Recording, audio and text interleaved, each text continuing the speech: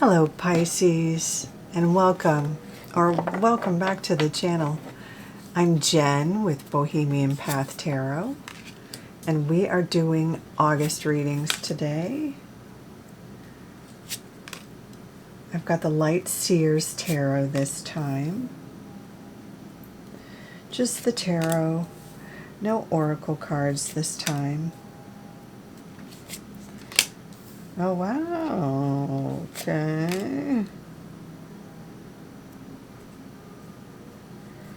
Well, let's put this over here. Okay, so let me do the preamble. These are general readings for a general Pisces audience. So please take just what resonates for you and leave the rest for another Pisces. I invite you to check out the readings for all of your major placements, so your sun sign, your rising sign, and your moon sign. Sometimes one or the other is the most resonant, and sometimes there's a little something useful in each of the videos for you. So what I was going to say before I so rudely interrupted myself is that there is the Lovers as a major arcana and the Moon. And we're ending on an ending card. That really stuck out to me. All right. Okay, so let's get started. So starting with the Three of Wands. The Three of Wands is that your ships are coming in. You know, in the traditional Rider-Waite-Smith version, this is that one where there's ships in the harbor, and you wonder, are those ships coming in? Are those ships going out? It's supposed to indicate, like commerce. It's supposed to indicate that our central figure here has sort of reached a plateau. There's some level of worldly achievement or acknowledgement, and more to come.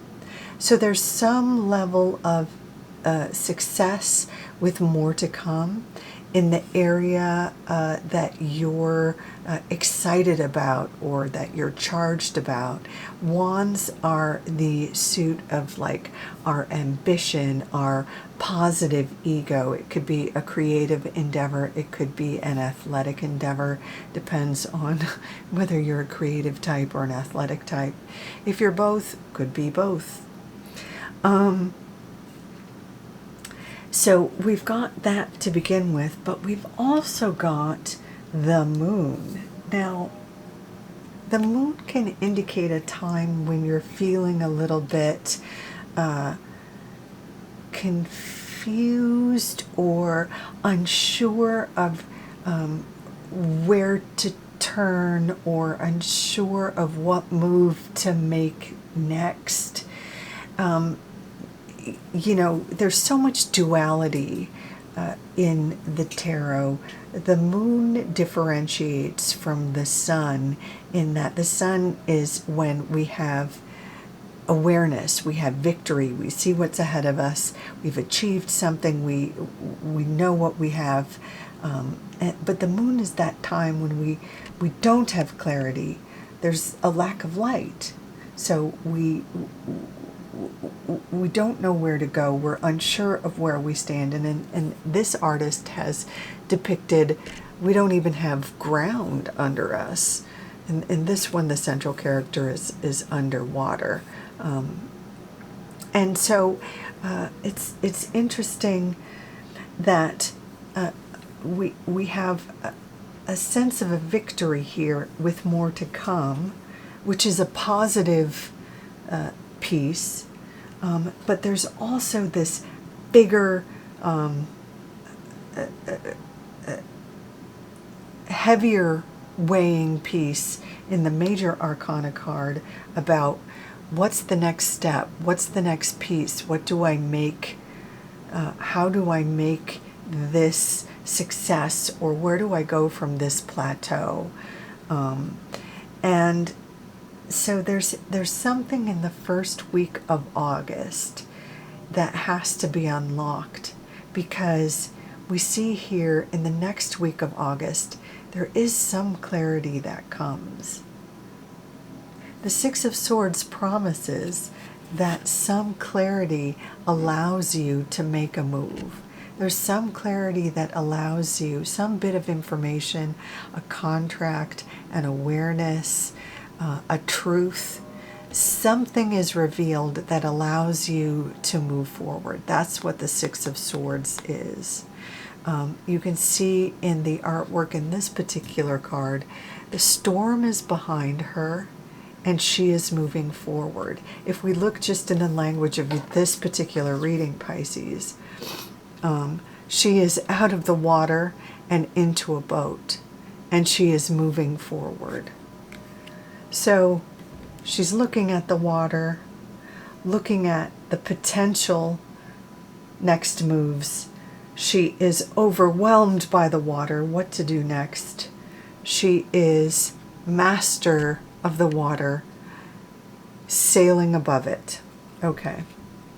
So something happens in that first week, a truth, a contract, something.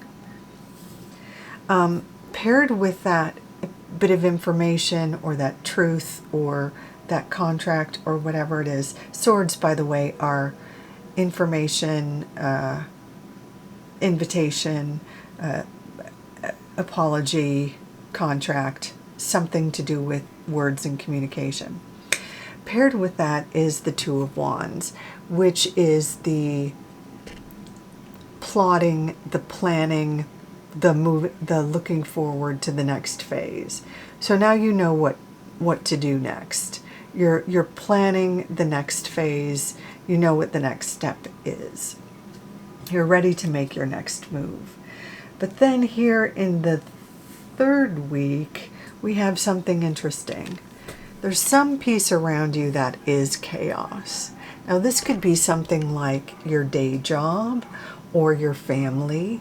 Some piece where there are egos around you that are loud, noisy, have opinions, want to tell you how you ought to be living, have questions.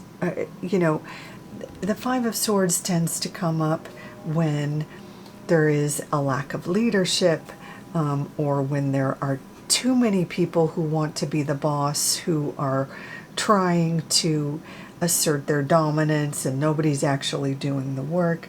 This can come up when, in a situation where like a family is planning a gathering, or like your sister's wedding, and everybody has opinions on what your sister should be wearing, or what the colors should be, or the mom, or the groom's mom doesn't like what the food is serving, or the groom's dad thinks there's a side of the family that hasn't been invited that should be invited, but who's paying for what, that sort of a thing. It can be that kind of a chaos where everybody has opinions and nobody's happy, and everybody's trying to be heard and nobody's listening to anybody else, right? And it could be that sort of scenario that's really wreaking havoc on your personal ability to move forward, to get the job done, to do what you need to do. It could be the sort of thing where like you've got a day job, but you're also applying elsewhere because your day job is not meeting your needs, or it's not in the field you really want to be in.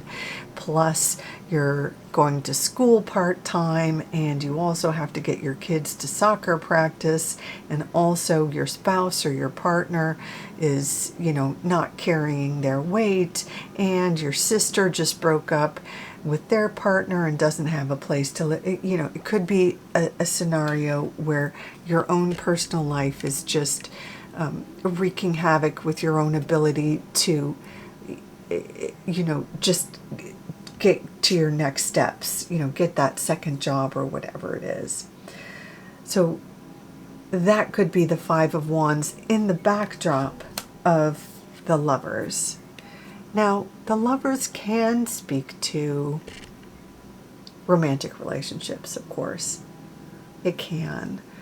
But I find it often speaks to our interpersonal contracts, regardless of whether it's romantic, platonic, or business.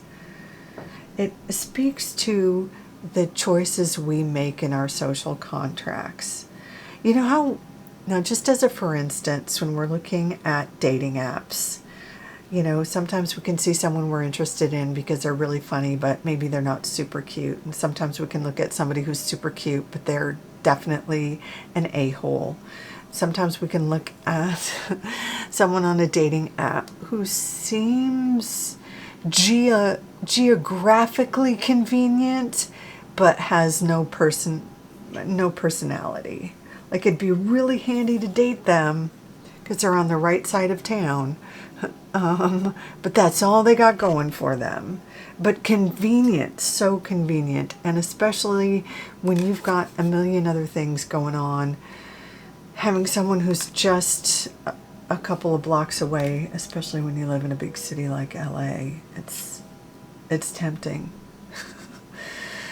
You know, sometimes we consider those things, or sometimes someone's hobbies. You know, do you want to go on an outdoorsy date? I really don't want, I like to hike, but I don't want to go on a hiking date. You know, I don't want to, I really don't want to date somebody who really needs to spend every weekend on a boat.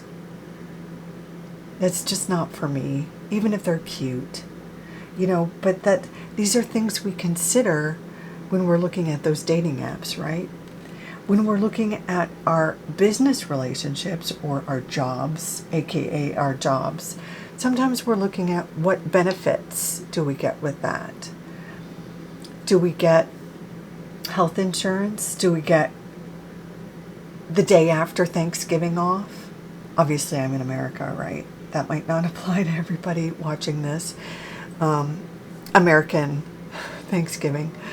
You know, or maybe we take maybe we work part-time so we can be home when our kids get home from school. Or do we consider what our potential employer actually does?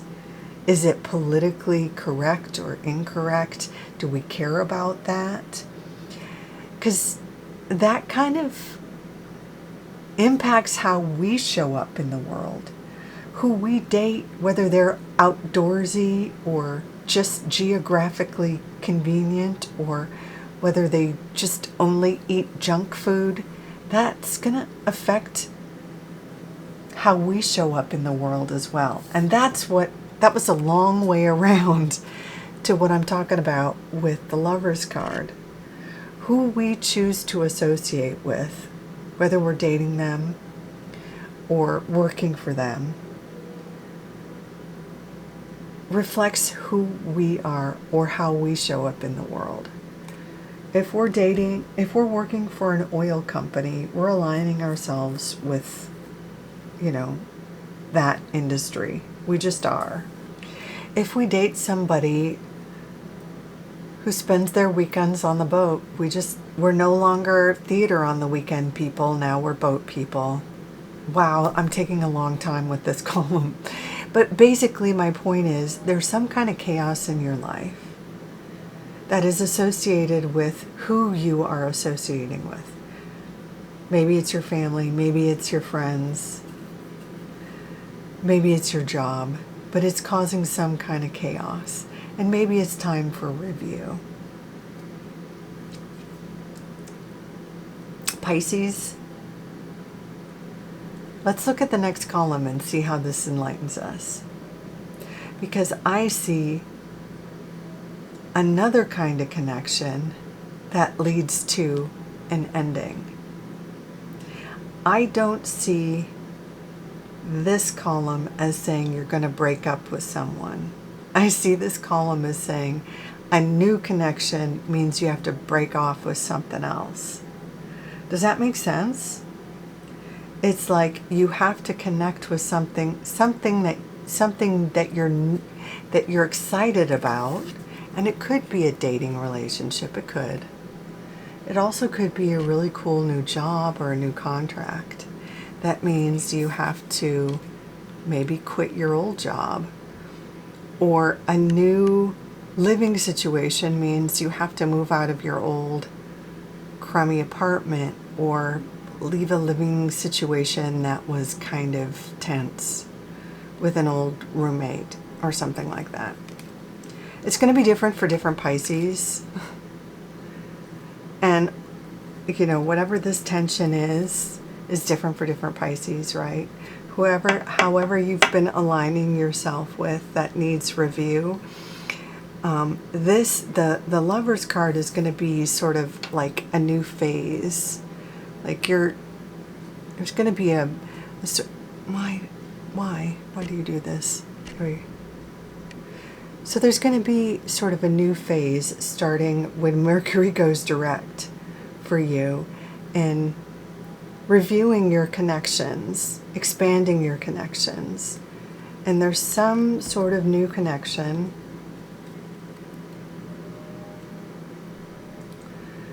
that starts a whole new cycle somewhere.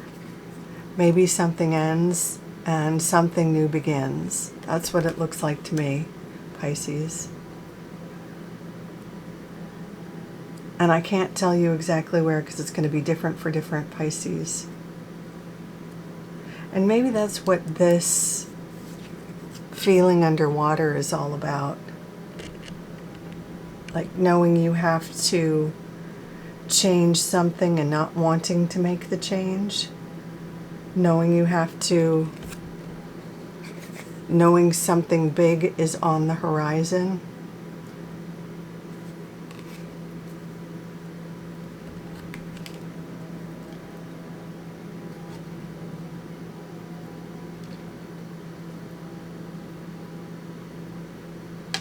I know I futz with these cards a lot when I do these readings.